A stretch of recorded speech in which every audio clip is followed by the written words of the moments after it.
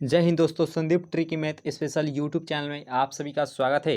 SSC GD constable भर्ती 2021 17 नवंबर third shift में पूछे गए सभी प्रश्नों के आंसर जानेंगे। तो आप बस वीडियो को अंत तक जोर देखेगा, क्योंकि यह जो सेशन है बहुत ही महत्वपूर्ण होने वाला है। और अपना आंसर सही सही मिलाते चलिएगा। और जिनका एग्जाम नहीं हुआ है, आप इस पैटर्न से आप तैयारी कर सकते हैं कि किस प्रकार से क्वेश्चन आ रहे हैं। तो चलिए देखते हैं प्रश्नों को। तो सबसे पहले हिंदी के कुछ प्रश्नों को देखेंगे कि सही बर्तनी चुनना है। बाढ़ पीड़ित कौन सा इसमें से सही है? तो आप कमेंट बॉक्स में इसका आंसर दे सकते हैं कि बाढ़ पीड़ित कौन सा सही है। तो बाढ़ पीड़ित जो लिखा जाता है वह इस प्रकार से लिखा जाता है, बाढ़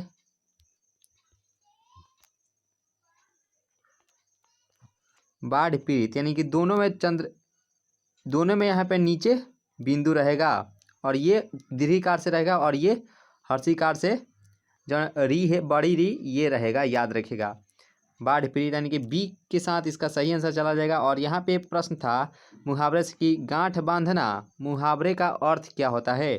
तो अच्छा तरह याद रखना। हम लोग साधारण भाषा में कहते हैं कि ये बात है, तुम गांठ बांध कर रख लो, यानी कि अच्छी तरह से याद रख लो।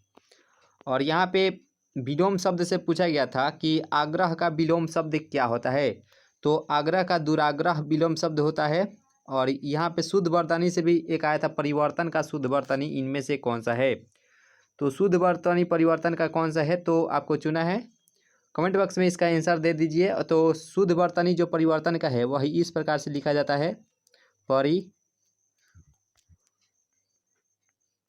परिवर्तन, यानी कि तो पर एक हलंत रहेगा, इस प्रकार से लिखा जाता है। यानी कि ऑप्शन नंबर जो सी है इसका सही आंसर हो जाएगा।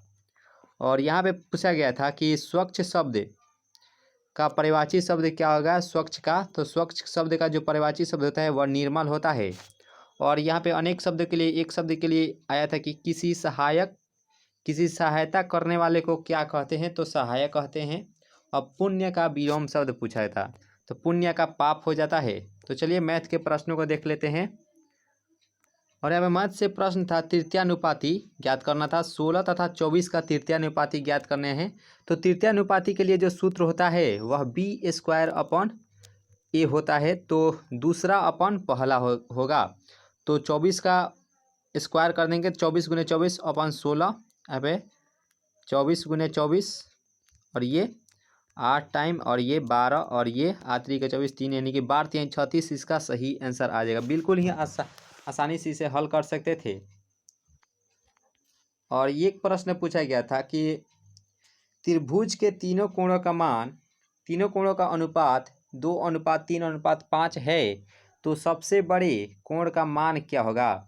तो तीनों को ए में कन्वर्ट करेंगे तो 2a + 3a +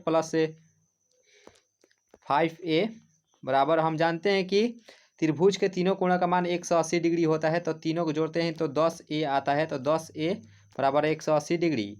तो 1 0 से 1 0 खत्म, तो a बराबर आता है 18। तो a बराबर 18। और यहाँ पे पूछा गया है कि सबसे बड़ा कोण का मान ज्ञात करना है। तो सबसे बड़ा यहाँ पे 5 है, तो 5 × 18 यानी कि 18 × 5 = 90, इसका राइट आंसर हो जाएगा। अगर छोटे कोण का पूछता तो 2 से 18 में गुना कर देते तो 18 दूनी 36, इसका सही आंसर हो जाता अगर छोटे पूछता तो। बड़े के लिए 90। और यहाँ पे प्रश्न था भिन्न से कि किसी भिन्न के अंश में 10% वृद्धि तथा हर में 10% कमी करे तो परिणामी भिन्न 11/15 प्राप्त होती है। तो मूल भिन्न ज्ञात करनी थी। तो पहले आपको अंश और हर समझ में आना चाहिए कि अंश कौन सा है और हर कौन सा। तो अंश ऊपर वाले को कहा जाता है और हर नीचे वाले को कहा जाता है।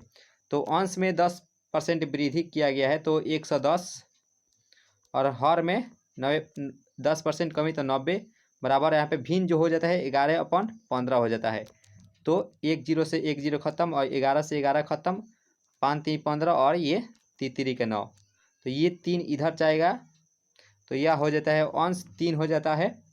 अंश यहाँ पे 3 और हर यहाँ पे 5 हो जाता है। इस प्रकार से हम भिन्न का अंश ज्ञात कर सकते हैं, अंश तथा हर, यही ज्ञात करना था। तो चलिए नेक्स्ट प्रश्न को देखते हैं। और यहाँ पे प्रश्न पूछा गया था कि प्रधानमंत्री जन धन योजना कब प्रारंभ हुआ? तो ये जनधन योजना 28 अगस्त 2014 को यह प्रारंभ हुआ। यह जो जनधन योजना है विश्व की सबसे बड़ी योजना है। और पूछा गया था कि कोशिका का ऊर्जा मुद्रा किसे कहा जाता है, तो एटीपी को एडिनोसिन ट्राइफॉस्फेट। और कोशिका का ऊर्जा गृह माइटोकॉन्ड्रिया को कहा जाता है।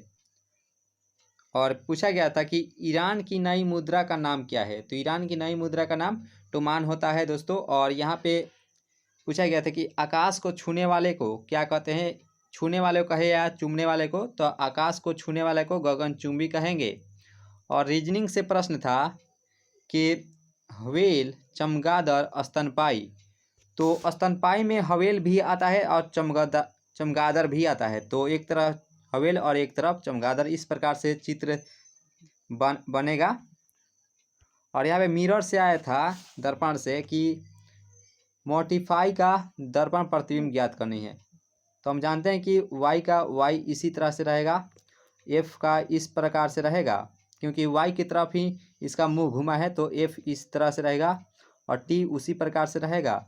और r का मुंह t की तरफ घुमा है तो यहाँ पे इस प्रकार से रहेगा, और o का o और m का m सेम टू सेम रहेगा। इस प्रकार से मोटिफाई का हो जाएगा दर्पण प्रतिबिंब। और एक प्रश्न पूछा गया था कि प्रकृति का पर्यायवाची शब्द होगा, तो प्रकृति का हरियाली हो जाएगा, याद रखिएगा। तो दोस्तों इतना ही स्टूडेंटों के द्वारा प्रश्न भेजा गया था। अगर इससे अधिक आपको मालूम होंगे तो आप कमेंट बॉक्स में इसका प्रश्न उत्तर टाइप कर दीजिएगा।